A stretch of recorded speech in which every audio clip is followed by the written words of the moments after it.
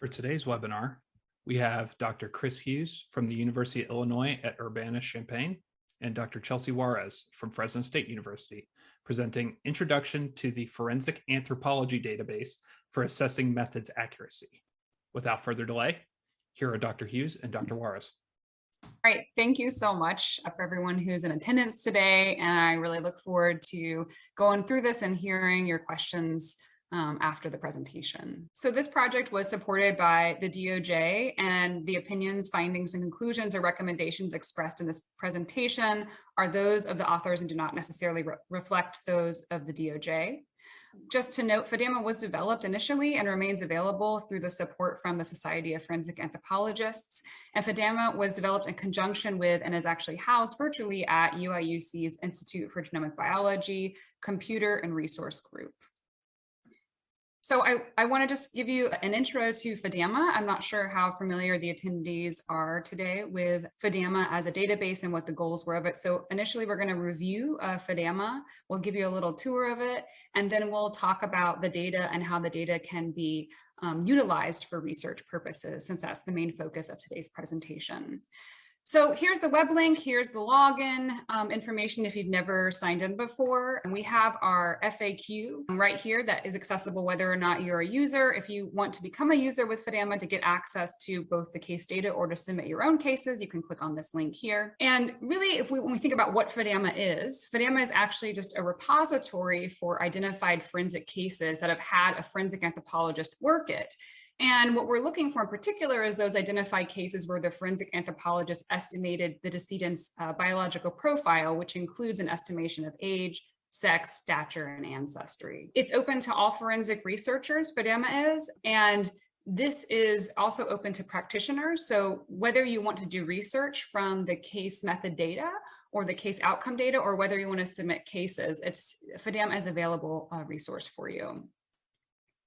So when we think about why FADAMA was initially developed or what needs it were filling, we kind of had two goals. So the first was to establish basically a collective resource for case data for our field. And what we really realized is that as a field of forensic anthropologists, collectively, we've worked thousands of cases. And beyond the basic goal of providing information about this investigation, right, there's essentially a treasure trove of data in those case reports that can be harvested as a resource to both improve and track our own discipline. With our database serving as an anonymous repository for case information, such as the biological profile methods used or the accuracy of our estimates for identified cases, our database is capable of tracking casework practices and outcomes, which is really a vital aspect of the discipline's ability to self-assess its progress and move forward. Our second goal that we're trying to address with FADAMA is to think about method development and improvement. So by identifying trends in method use and method performance on actual casework, as well as decedent demographic trends, the database allows forensic anthropologists to observe method gaps or previously undetected method trends, which can inform on method development and method refinement.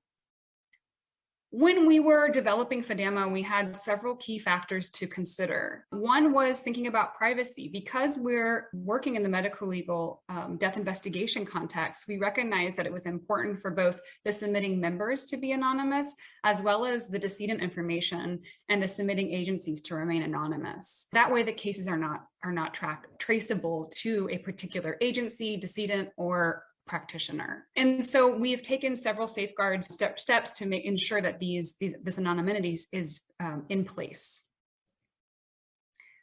For considering what cases are eligible to FADAMA, as we said before, we really are looking at identified cases. And that's because the goal of this database is to think about accuracy. And unless the case has been identified with known decedent information, we don't have anything to compare the estimates of age, sex, and ancestry and stature of the forensic anthropology to. So it would be kind of difficult to assess accuracy. So identified cases are important. They can be presently worked cases, or they can be older cases that were worked years ago. We have already a range, as you'll see, of years of cases submitted to FADAMA.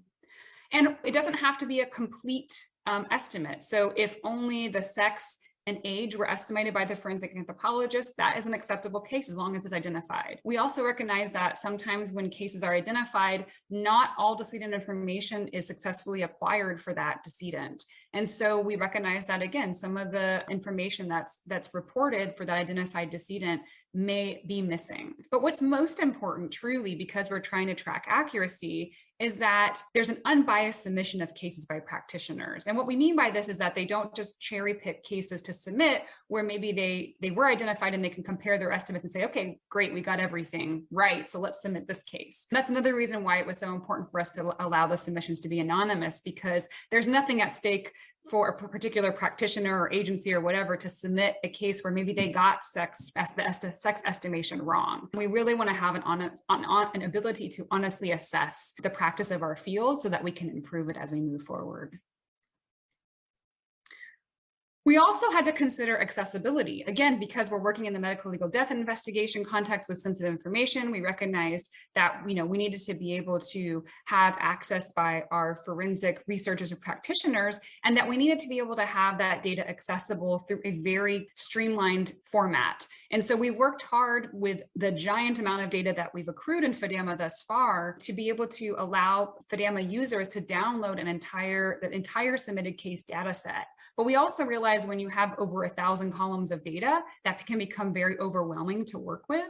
So we've created, and you'll see this today, ways to search the criteria that maybe you want to particularly research, and then download targeted subsets of the data that meet your criteria for your research purposes.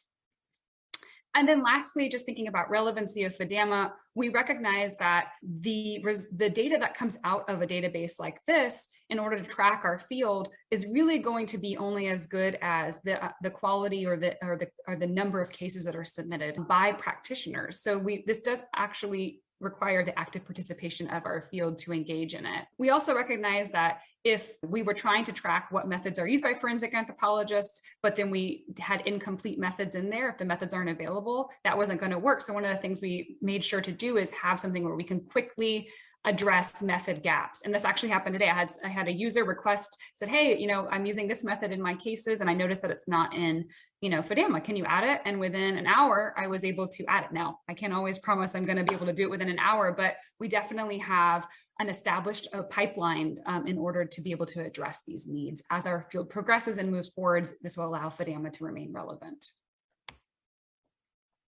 So I'm going to take you on a tour of there's kind of two sides to think about with FADAMA. There's the case entry side, right? That's where practitioners want to submit information from identified cases. And then there's kind of like the case data access side. So we're going to start with the case data entry side. And I've broken down the kind of data that can be submitted into 3 tiers. So we'll talk about tier 1, 2, and 3 data types. We'll also look at the searching platform, as well as how downloads work, and then I'll give you a sneak peek at the tutorials and the FAQs. So if you have an account and you log on, this is what the basic case entry looks like. It's going to have kind of 3 main areas where case information is submitted. One is just the general case information. This is on my personal profile. This is a mock case, of course, but this is my private work. No case is submitted to the database until you officially choose to submit it. So that allows the user to take the time. So here you can see things like the case year, the case number, and the case agency are there. And again, this is for practitioner tracking purposes only. When you submit this to the database, researchers cannot access this and download things like case agency or case number. They can access case year though. So this is where that privacy comes into play. We wanted to keep it here though, because it's important for the practitioner to be able to organize and manage their cases to actually know which case number they're using. So that's why that information is provided here. And then the next 2 boxes really are the key components of tier 1 data. So this is all tier 1 data here. And that's really anything that has to do with the general case information or the decedent information, whether it's the identified decedent information or the estimations of the decedents, age, sex, stature, and ancestry. So the first area here, this little first smaller box, this is going to be where the forensic anthropology case report estimations would be provided. And then the second box here is going to be the biological profile from the identified information. And you can see here, this allows us then, and this is all categorized into the database that you can download, so you can compare things like, what did they estimate it as? Probable male. What was the outcome? It was a male. Does their age range capture? the true age of the individual at death, and so on. We also ask for the information source, if possible, to be provided so that we can track the reliability of these sources. There's additional options here. One is that we do ask about background case knowledge. One of the things that FADAMA is interested in tracking, because one of the things that can bias accuracy, right, of an estimate is if I already go in knowing that the person is presumed to be a female, that's information that may bias how I estimate my sex outcome. So this is something that we've added recently, and so for all cases kind of moving forward, this is something that will be checked and added as a factor that we can analyze related to every case.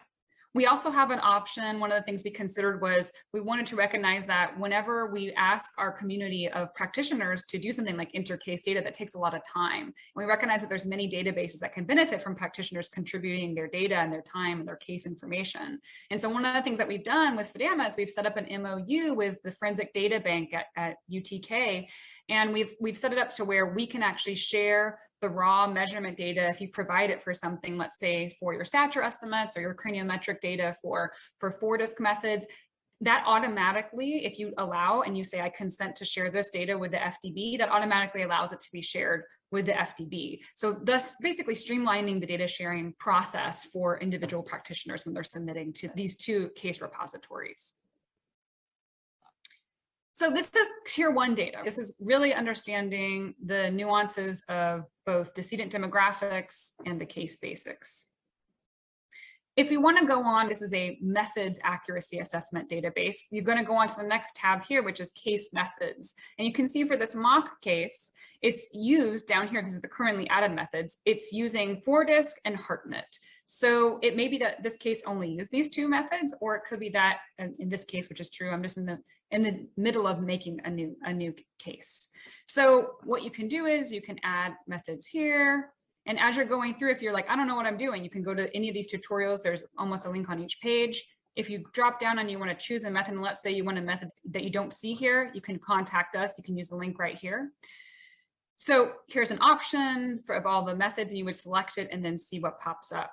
So let's choose an example here that's really straightforward. Let's say that you used Hartnett 2010 for the OSPUs. We already have that down here. One of the things that I want you to notice is that if I basically say that I'm going to save this method, which I've already saved, that's denoting that I've used this method. So if you have a method added here on the database side of it, it's going to track it as, for this case, Hartnett was used. That's a yes. And for this case, 4-disc was used. No other methods are going to be acknowledged as used. So whether or not a method was used, that's considered tier 2 data. So just whether a method was used or not.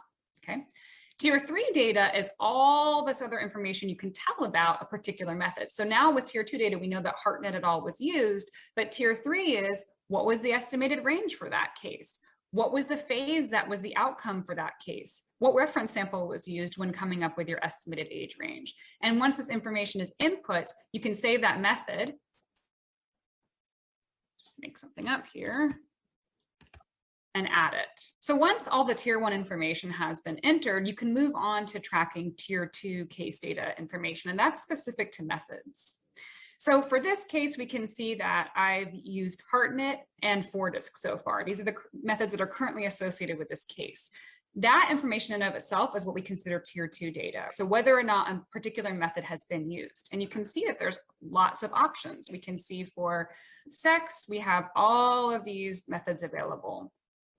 So if we were going to choose a method to add, we can see now tier 3 data. So tier 2 data is whether or not you actually use that method, just a yes or no. And tier 3 data is what were the outcomes of that method. So it may be that from this method, you used the male reference sample and it came out as a phase 4, and the age range that you generated was 40 to 55, and then you save it. And now that's being tracked. So you can see the new method added down here.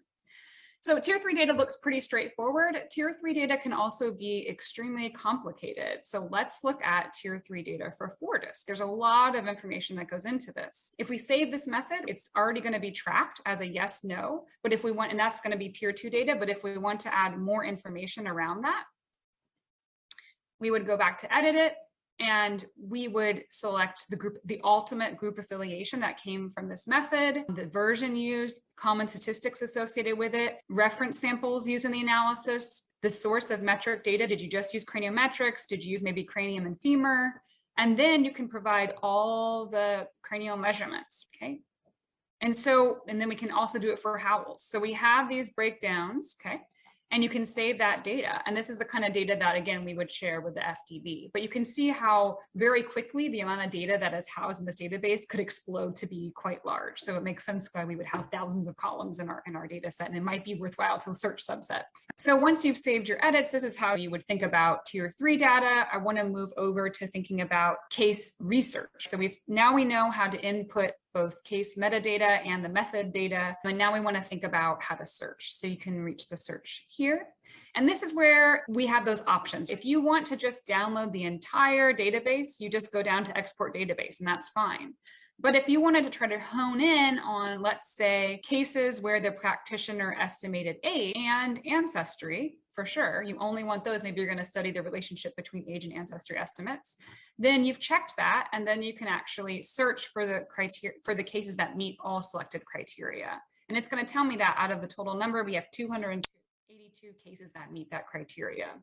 And it's going to give you the basic information here, okay? And then if you want to download it, you would export the database here, and it's going to bring you to some permissions that are standard and help us track who's working with the database and are ensuring that it's being done responsibly and ethically. And that's how you would access and work with the data. And finally, we have the FAQ page, and this is a great resource or repository. We have anything from thinking about what kind of cases are eligible and privacy to case management to logistics, and a wiki page that basically walks you through all the tutorials for the website. So here you can see some basic videos that walk you through entering case data, as well as a GitHub that walks you through it systematically. And that's all accessible whether you're a user of FADAMA or not. So that wraps up our tour of FADAMA. So now let's get into what's available for research currently. So in FADAMA currently, we have around 360 cases. We have exactly 361. That can change on a daily basis. Somebody was submitting cases today. And when you think about the variety of cases that are in there, it's good to recognize that we have many decades of research. The case years represent years from 1970s up until 2019. The age range of the decedents is from 7 to 94 years. The stature is a very wide range. The race composition breaks down primarily to represent cases of Black or African American, Hispanic, white or European American, and it's males and females, and you can see the percentage of the breakdown here. So already we're starting to see some trends emerge. And this is something that is really going to be helpful for understanding what kinds of research can be done. And this is really tier 1 data. So this goes back to thinking about case and decedent data. And I would say for the cases that are submitted to date, tier 1 data is robust. We have it almost for every single case. Tier 2 data, that's going to be what methods were selected and what methods were used. In FADAMA right now, we have over 100 commonly used methods that are currently tracked. And the way that we came up with what methods to include initially as a foundation level, of course, we can always add on what methods are used through requests, is we basically surveyed large agencies' pipelines or their practices, and we surveyed individual practitioners as well in the field of forensic anthropology. And we basically gleaned information on what methods were the most commonly used and got those high frequency use methods in there. And then anybody else that needs a method can always request here. So here's the breakdown of frequency of methods per estimation type.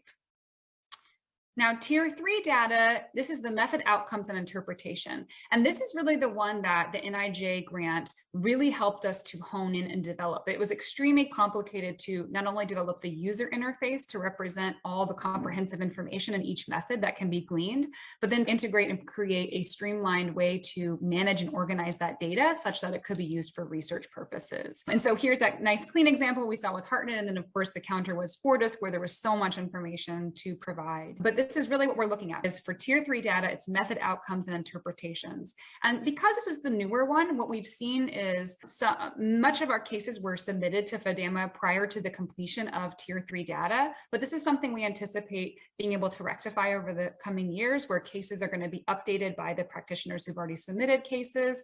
And we also, as part of our grant, wrote in funding for us to be able to assist and travel to large agencies where updating or adding cases with new cases with tier 3 data is something that we can help with. Now, this has been limited because of COVID, but as traveling restrictions ease up who knows when now with the Delta variant, but as they do ease up, that's something where we're already in communication to have a plan to hit some high volume case agencies. So if you are interested in how you can submit or how we could assist you with adding cases with tier 3 data, or really just cases in general, please don't hesitate to reach out to us. So now that we kind of have a sense and understand what kind of data is available within FADAMA, let's think about how you would do research with that. Well, we already walked through the search and the permissions when you're downloading the data. And when you download the data, you're going to have to deal with breaking down a zip file. And there's 2 key files in here. And while everybody wants to rush and get to the Excel spreadsheet, which has the data, it's really important to access the report info document. We try to update this within a couple of days of when we make modifications to it. And this is, the report information is key because what it does is it allows the researchers to know any updates that have happened to the database. And this is important because imagine if you decided that you were going to track how many cases used transition analysis 3, TA3 is an age estimation method that forensic anthropologists used. Well, that is the method that I just added today. So if you download the database, you're going to, when you looked at that without that context, you're going to say TA3 is in there. You know, TA3 is an available method when I look at it, but nobody's using it. What does that mean? Why is nobody using TA3? And that's not actually the reality, right? In the report info, you'll actually see that it says on August 25th, TA3 was added. Therefore, all cases submitted to FADAMA prior to this date did not have the immediate opportunity to add or update that to their case methods use. So this will help inform the research that you're doing in a way that I think is really important and necessary. So make sure you look at both the report info file and the actual data. So when you access that data file, this is basically what a raw version of it would look like for the first couple of columns. It obviously scrolls way out to the right. But what I just want you to recognize is that the first 3 rows are going to be titles for each column. And then after that, the rows become a case. So we can see that on row 4, our first case, and for this example, is from 2010. All right, so let me show you what the database looks like if you're going to interact with it. I've got just a little bit easier view of it here, color-coded and all. All right, so in the first column, you're going to get an anonymous case ID. And this is something that the FADAMA generates to kind of protect the identity of that case for data access users. But you do get things like the metadata that's important, like the date that it was submitted to the FADAMA database, and then the actual things like case year. The next section here, highlighted in yellow, that's going to be information pertinent to the forensic anthropology estimation. So you can see here, we've got the minimum maximum age estimates, the ancestry estimated, the stature range, and then the sex. As you scroll over, the next thing we have highlighted here in blue, this is going to start to be all of the information around the identified decedent. Okay, so here we have decedent information around the same thing, age, sex, stature, and ancestry, and then we have identified stature notes and some case notes, and then that tracking in the background knowledge on the case. After all that data, starting in basically column AC, starting here, I've hidden some columns so that we can examine particular methods. This should look familiar. We were already using HeartNet as our example, so we'll use HeartNet 2010 as an example here, so you can visualize it on both ends. You've already seen what it looks like on the interface when you're submitting the data. Now you get to see what it looks like in the spreadsheet. So here's that tier 2 data, which is saying tracking, was that method used or not? So for each method next to it, you can see FORDISC, it's going to say method used. You can see that it's saying, yes, the method was used. So it's a yes or no answer to track tier 2 data. So that's just the method use frequency of each method. But what you can also notice is that then we have tier 3 data associated with it. And for the HeartNet method, it's very simple. It's 3 columns. And then you can see over here for the FORDISC, for the tier 3 data, it goes on and on and on. So that's something to think about, is there's all that metadata crammed into here for FORDISC. But it's going to be written out as this. You can see the estimated outcome. That's the blanks where they provided the information. It's provided as a range, the phase stage for HeartNet, and the reference sample. Same thing here. You get each point of tier 3 data for that method outcome is provided with a column. So this will obviously take some cleaning for you to do particular research, but we're always looking for a balance between making it clearly understandable data spreadsheet and recognizing that some cleaning was going to happen no matter what kind of analysis you were going to do. So when thinking about FADAMA for research potential, now that you understand what kind of data is available and what it looks like to use and interact with the database spreadsheet, I want to review kind of who can use FADAMA for research. If you've been an approved FADAMA member, if you have access to the website, you're approved to use it. That's one of our main vetting procedures. We have a vetting procedure to anybody who requests to be a user access. And really, FADAMA was intended for access to FADAMA and research for FADAMA was intended for basically graduate level researchers and above. And it is also not a requirement to be submitting cases. You can just be a researcher and just access the case analysis side. We recognize that there's different strengths in our field between researchers and practitioners or vice versa. And we want to be able to promote those here through different strengths in FADAMA. If you are thinking about using this for education and classroom purposes, a lot of times educators, particularly at the graduate and undergraduate level, are looking for database resources to be able to teach their students how to analyze and interpret data. And FADAMA is really a great resource for that. What we do ask is that because of being graduate level researchers and above, one of the easiest things to do for a classroom is really just to have the teacher access FADAMA, get the data, and then download it and distribute that data for learning amongst their students. And that way we don't have a ton of students kind of working through FADAMA that necessarily aren't really looking for anything but a finite learning purpose. And really the tutorials and the wiki access are all there and available for students without being a member. And we kind of did this with educational purposes in mind. When we think about the research potential for each tier of data, one of the things that we thought would be exciting to share with you is just some of the ideas and potential that we see for the kinds of data that is there. So in this part of the presentation, I'm just going to go through tier 1, 2, and 3 studies and highlight some ideas of what could be done at either a graduate research level or undergraduate or beyond. So one thing to think about is with tier 1 data, which is case and decedent data, we can start to think about decedent demographic trends. Do the trends of decedents in forensic anthropology reflect or differ from decedent demographic data in the larger forensic medical legal death investigation system? We can also do things like track the frequency of biological profile components being analyzed. Do we find one biological profile, component being analyzed more than others, and why would that be? Of course, accuracy, we can think about the accuracy. We can look at the estimates of the biological profile and compare that to the identified information in the biological profile for decedents. We can think about decedent demographic data in relation to those accuracy trends we think about for the biological profile. So the last thing is we could think about accuracy rates over time. Because we have the timestamp of the case date, we are then able to look at changes in our field over time in relationship to estimations of the biological profile and its accuracy. For tier 2, just to remind you, tier 2 is whether or not a method was used, so that yes, no category. And things that you can track with this simple frequency is, of course, the method use frequency or preference. We can see what practitioners are using in the field. We can also start to examine suites of methods that are used together. And we can look at whether these suites of methods or the individual method frequencies are changing over time. And we can look at population-specific method application trends. So we can start to see, we know that some methods are prepared or made for a target demographic or target population, and we can see if that lines up with other estimates they've had for the biological profile. For tier 3, this would be, of course, remember that the kind of data that it captures is method results and interpretations. Now, the emphasis here is on research potential, because I just want to remind you, before you get excited to start rushing out and doing these projects with FADAMA, we are still in the data accrual phase for tier 3 data. But the things that we are going to be able to look at when tier 3 data is more highly populated in FADAMA are things like method-specific accuracy. So not is stature estimate on a case report accurate, but for a particular stature method, how accurate is it in comparison to other methods? So we could also look at things like inter-method agreement of the estimate. We can also, again, have a temporal component. Has a particular method's accuracy improved over time or waned over time? Does a method's accuracy depend on the population it's being applied to?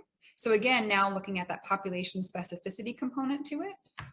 And do practitioners interpret method outcomes the same? So we can start to track cases and start to see, do different cases have agreement or not, and how they interpret it if they have the same, let's say, for example, reference sample and phase number for HeartNet.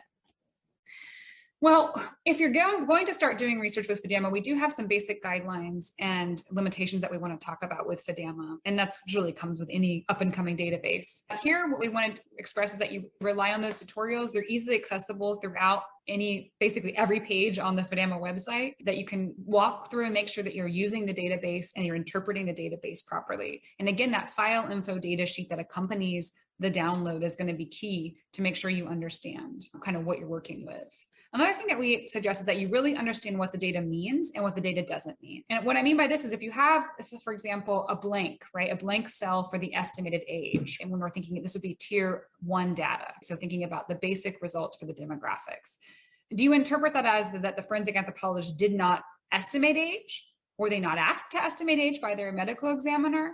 Or were they not able to estimate age because it was an incomplete skeleton? Or even did they estimate it, but they just, for whatever reason, didn't submit that information to FADAMA? You have to make certain assumptions about the case data, and you need to be explicit and understand when you're making those kinds of assumptions for your research purposes. And we have to also think about the context of the cases that are submitted to FADAMA. Because of anonymity purposes, we don't give a ton of information about specific cases linked to a particular agency or region of practice at this point. But what we do have in the FAQ section is we do present, and we will continue to update this, a breakdown of the US regions that are represented by cases. And what you can see here, this is just pulling from this resource that's available through FADAMA on the FAQ site, is that we can see that all regions, meta regions of the US are represented, but that there is disproportionate representation in some regions over others. And this will go ahead, I imagine, and change over time, but ultimately it's also going to reflect the frequency of cases in different regions of the US. So being aware of what your data actually represents, where the cases come from. When we think about limitations of FADAMA for research purposes, having set up the database and also kind of initiating our own research agendas with some of this work as users of FADAMA database, we have some ideas that we want to put out there for data analysis. One thing that's just going to be a reality of FADAMA, with it being an anonymous repository, is that there's going to be a lack of factors that could contribute to accuracy due to anonymity. We don't track things like the experience of the practitioner or the training history or things like that. And one is because it's anonymous, but number two is it got really complicated when we started thinking about the scenarios. We had FADAMA users submitting from a particular agency cases that were done 20 years ago by a different practitioner. And they were not equipped to answer those kinds of particular questions around that practitioner's experience or training history at that time. We also have scenarios where multiple practitioners are working on the same case, and it could be that they have vastly different experiences or training histories. And so who do you log or represent to be associated with that particular case? And so we just don't have every factor that could play into or contribute to accuracy in these estimations. Another thing is we are working on a trust system here with practitioners that they're not cherry picking their cases. So if we're going to do things like assess accuracy rates for a particular method, but people are only submitting cases where that method was accurate, we're going to skew. So we have to assume that it's not happening. But another really important thing to know is that because the majority of the cases that are submitted to FADAMA to date have been done by someone other than the practitioner that actually worked the case. So it's been either interns or the FADAMA technician team going and basically just grabbing a swath of cases that they have permission to work with at that medical examiner's office and just entering them. There's really an unbiased entering of case data going into FADAMA.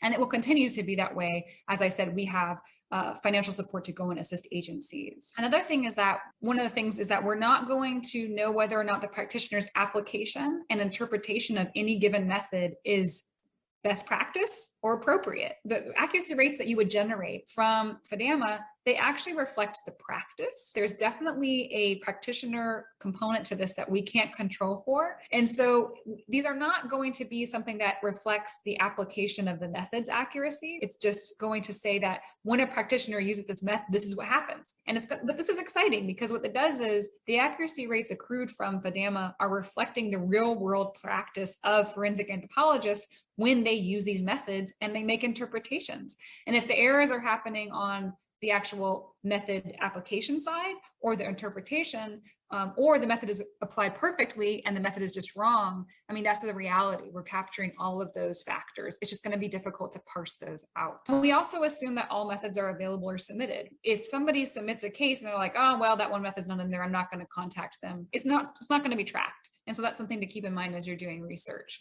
We again rely on the fact that people are going to contact us, and we are trying to update and make new methods available even without getting contacted. We're going to try to do this biannually, where we add methods from doing a survey of the literature that's new out there. And lastly, just that limitation that currently only tier 1 and tier 2 data are there for most cases, and tier 3 data is not the majority of cases. But we do hope to rectify that issue soon.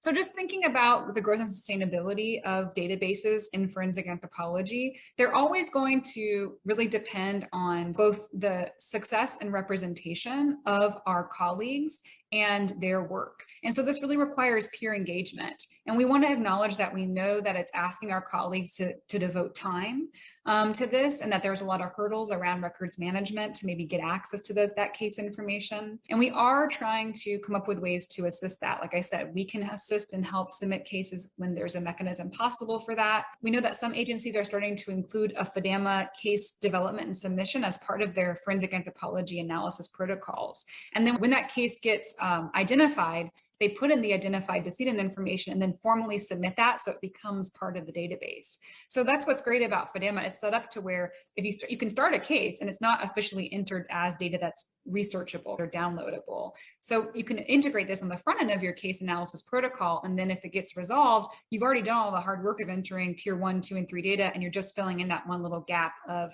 the identified decedent information. And then we've also tried to really address and acknowledge this hurdle of data entry burden on our practitioners by coming up with that data sharing MOU with the Forensic Data Bank, so that all the measurement data that's related to particular cases can be shared and transferred over from FADAMA to the Forensic Data Bank, just by practitioners simply checking permissions for that when they put a case into FADAMA. We hope that FADAMA, as it continues to grow with the efforts of our colleagues, is going to allow us to really try to better understand what our casework practices are. And if we think about this, it's going to allow us to inform on things like casework demographics, accuracy of reporting, accuracy of methods, and the application. And it's going to allow us to think about things like, how do we want to improve our practice or improve our methods? And then finally, we can start to think about the trends that we see emerging from something like FADAMA can help to inform our pedagogy and our teaching or targeted training towards particular methods that we may see lower application or lower accuracy with. So there's great potential out there. We've already seen some publications emerging that are using the FADAMA database, and we really look forward to hopefully many more contributions to our field of forensic anthropology.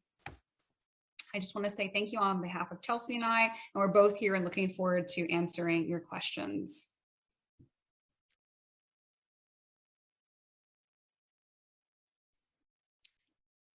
All right. Thank you, Dr. Hughes and Dr. Juarez, for that fantastic and informative presentation. Let's go ahead and get right into some questions from the audience. First question I have here: is there a way to examine the relationship between the validity of the tier 1 data input and the experience of the person inputting?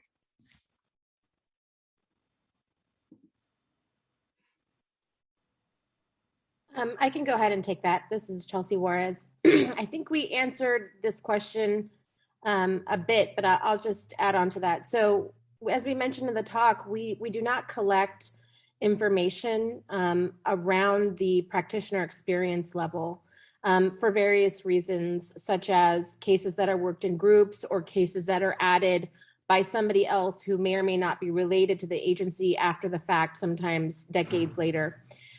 So right now, the experience of the practitioner is not something that we can kind of interact with at this time.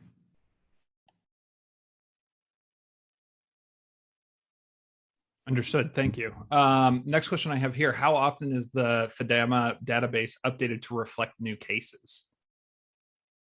Yeah, good question. So It's a live update. So when somebody chooses to submit a case to the database, like, so they've been working on it on their personal profile page, and when they feel like they've got everything input that they want to, and they hit submit to the database, it then is immediately integrated into the system. And then if you went to go search for that case as a searcher, and then download the data, it would be present in there. Obviously, you wouldn't know which one it is because it's assigned a random case number, but it's immediate, which is great. So if you're doing research, keep that in mind. When you download the file, it actually timestamps it for the date. That's the name of the file. When you download it, it has the date that you downloaded it. And it's good, if you're doing research, to always check back and to see if additional cases have been added that you can maybe include in your research at a future time. Awesome. Thank you, Dr. Hughes. Another question I have here, would there be a way to track reproducibility of the assessment?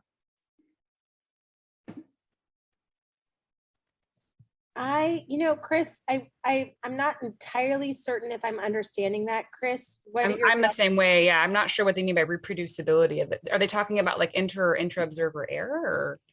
Or? They may be. We'll see if that okay, thanks. Audience member kind of clarifies here in a second, but we'll go ahead and jump to another question we got on the list here. How does the sharing work? Oh, no, I'm sorry. I jumped ahead of one. How do you recommend submissions of case data when it is from an agency with many forensic anthropologists? Yeah, so we have recommendations for this. This is something that we do. We have thought a lot about and developed in our FAQ. So that's a great place in case you forget this. But we have worked with large agencies kind of from the get-go and consulting with them when we were developing this, and in our beta test phase, they helped to input cases. And one of the things that we've found is really useful is for how some larger agencies have chosen to do it is to have a single FADAMA user, like username and password, and that's like their main repository. And then what they do is they have interns that actually submit all the cases, irregardless of which forensic anthropologist it was from, basically upload the case information to FADAMA. What we don't recommend is having like graduate students run, and I should say that in those larger agencies, the FADAMA account is linked to a permanent employee. One thing we don't want to have happen is forensic anthropologists, maybe that are not at an agency, but are more at a university setting, and they say, okay, we're going to have our graduate students set up your own account, start submitting cases. The problem is that when that graduate student leaves, the faculty member now no longer has access to that. So we want to keep our users thinking about longevity and sustainability and accessibility of that when you make those decisions around how you want to set up your accounts for submitting cases. Awesome, thank you. Question that just came in is actually from an audience member who is in Saudi Arabia and wants to know if the database is universal, as in could they upload cases from the Middle East to be included in the FADAMA? Great question, and thank you. We appreciate your interest in it. We are right now, most of our cases, so we can track, like we said, the metadata of where they're from, where the case practitioners are from that are submitting them. As administrators, we do that, and we just provide that data, that general data that's kind of that's anonymized to researchers. And we are currently in the process of trying to get specific cases linked to the region of submission so that you would be able to say, yeah, I am a practitioner in Saudi Arabia and this case is from Saudi Arabia. And then when it goes on the back end of the data download, there would be a regional, it may not be specific to a country, but it might be specific to a global region, because we imagine we'll get less cases from outside the US than other places, just because we've been pushing this in the US. But as it grows, we do recognize that there's going to be a need to be able to track case geographic origins elsewhere beyond the US.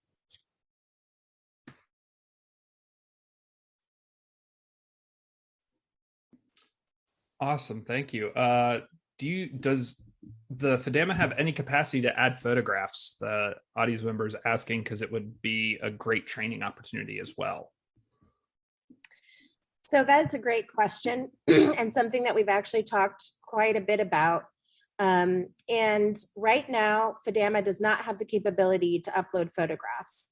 But again, this is something that we've talked quite a bit about. And in fact, when we were creating the beta stage of FADAMA, we really toyed with the idea of having photographic upload, but we decided, just because it was so much work to make a streamlined user interface, that we needed to focus on that for the time being. And then if we have upgrades that we make to FADAMA, for example, adding things like trauma, that would be the time for us to add things like being able to upload photographs. So right now, no photographs in FADAMA, but possibly sometime in the future. Awesome. Thank you, Dr. Juarez. Question here is, the methods used to assess the biological profile are largely dependent on overall preservation.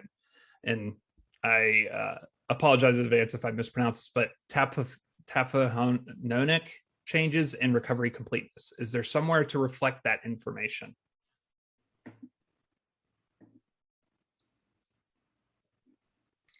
Absolutely. Yeah. So the case notes section right now is, and I don't know if we highlighted that when we did the tour, but if Leslie, if you're a member, we can always walk you through that of FADAMA. But there is at the bottom, when you are putting in tier 1 information, there's a case notes section.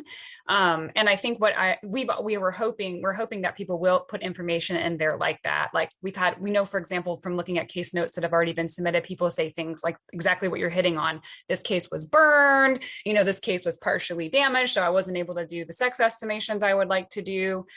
We recognize that not everybody's going to be as thorough in their input, but there's absolutely a space for that. And we also recognized that it was going to be nuanced for each case. So it's in terms of like, from a research perspective, wading through those case notes is going to be really important depending on what your question is. And we just couldn't think of a better format than really letting that kind of be open-ended. Awesome, thank you. Next question I have here, do you have an idea of what percentage of the cases have tier 3 data currently? And when do you think you will have more tier 3 data in FADAMA? Yeah, this is a great question. And I think something that's definitely on the top of our minds as well. So it depends on the method, but it ranges from about 25% to about 30% of cases have tier 3 data, excuse me, currently. And we are actively adding tier 3 data right now and have been doing since last year. So we have a technician that works with us, and Chris and I are also involved in the addition of tier 3 data. So going back with some of the agencies that we already worked with in order to populate the database, to then go in and get some of the tier 3 data. And the reason why there was, that delay was because the tier 3 data capability wasn't fully fleshed out when we started going through the initial addition of cases. And so now we have the funding and the time to be able to go back in and add that. So we're hoping that we have a significantly larger amount of tier 3 data, hopefully by the end of next year. And in terms of how many we'll be able to get, really, it just depends on COVID. Because the ability to travel to localities restricts us. Some agencies are not accepting outside visitors. And so we're trying to negotiate how we can get access to that information.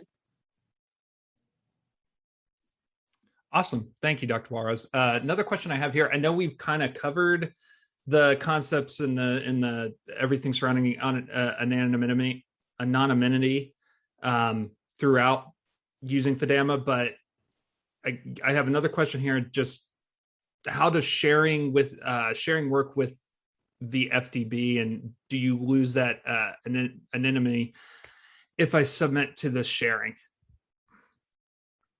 So yeah, there is a little bit, when you agree to, we explain this, which is great. We have a very clear paragraph. And if there's ever questions about it before you do that, you can always reach out to us again. But when we talked to the FDB, we were very specific about understanding what they needed on their end to be able to track cases. So they do need to know the agency or the case, or they basically need to know the submitting agency and the case number. And a real big reason that they need that is to ensure also that they haven't been doing duplicate cases.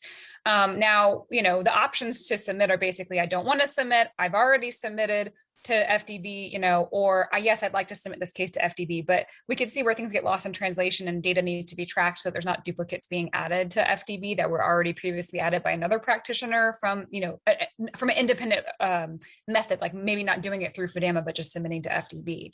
And so that we do have to do some sharing of case information, and that we spell it all out what's shared. We make it very explicit that the agency, the practitioner, I think, and the case numbers are then shared. And that's really what you're giving permission for, is not only just sharing the data, but acknowledging that you're aware that the FDB will know that these cases, the source of these cases, and they're using that explicitly for just their quality assurance of their data.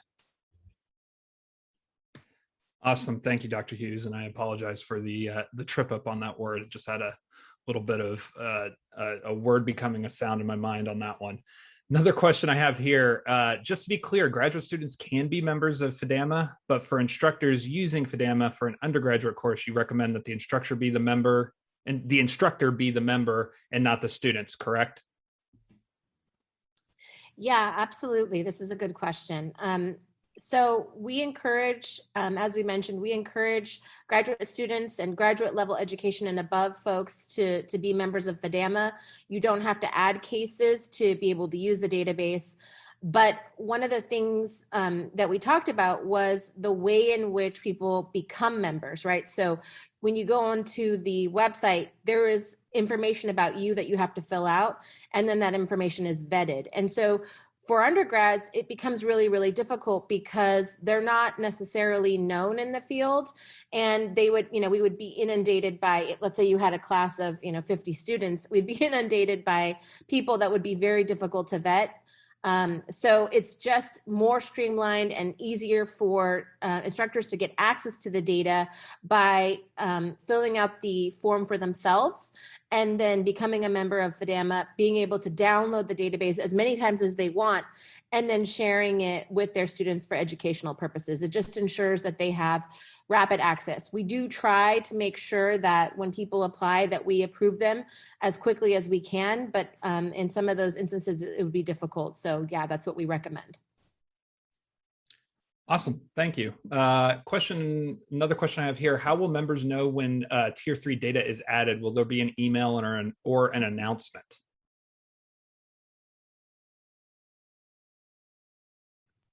We do try to limit our communication as the FADAMA administrators to members. And there is real-time submission, but I think because we are planning on having a large chunk of Tier 3 data submitted, hopefully within the next 6 months, it'll over double what we have now. I mean, it's not a bad thing. I guess we could send out just kind of an announcement to all users, letting them know that the update has happened. Awesome, that sounds great. Well, that is the end of my list of questions from the audience. So go ahead and put one final call out since we do have a few more minutes. Anybody in the audience, if you have any more questions, please send them in the chat.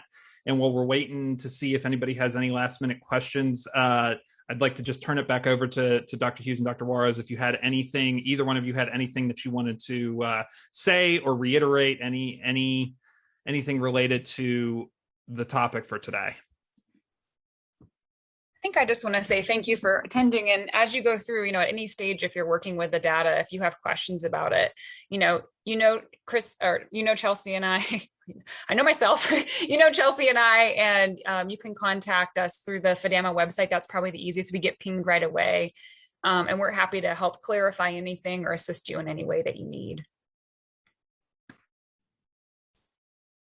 Same. I have really nothing extra to add. The only thing that I would do is I encourage everyone to please use FADAMA and remember that it's a living database and changes all the time. Please reach out to us if you have methods that you'd like to see in there. We're pretty fast at adding them, so we hope that you use it.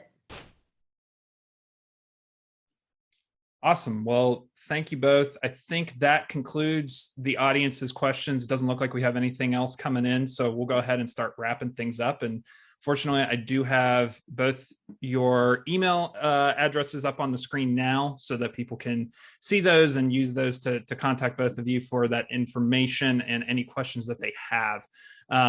In addition to that, I want to go ahead and thank both of you as our subject matter experts for today to taking the time out of your day to present today and all the effort leading up to what we presented today. So thank you again, Dr. Hughes and Dr. Juarez, for taking that time to provide such a wonderful presentation.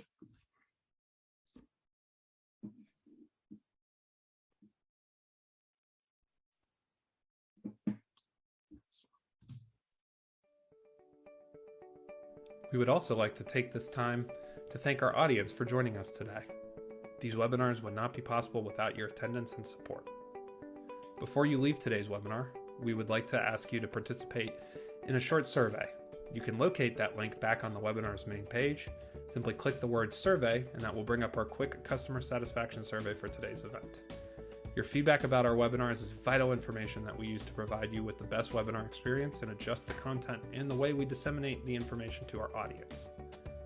One more thing to draw your attention to, you should see we are putting links into the chat to all our social media pages, such as Facebook, LinkedIn, and Twitter, as well as a link to our website at forensiccoe.org and a link directly to our podcast episodes. Make sure you are following us on social media and subscribe to our newsletter to stay up to date with everything that FTCOE is doing in the forensic community. Thank you again for attending, and we hope everyone has a great rest of your day.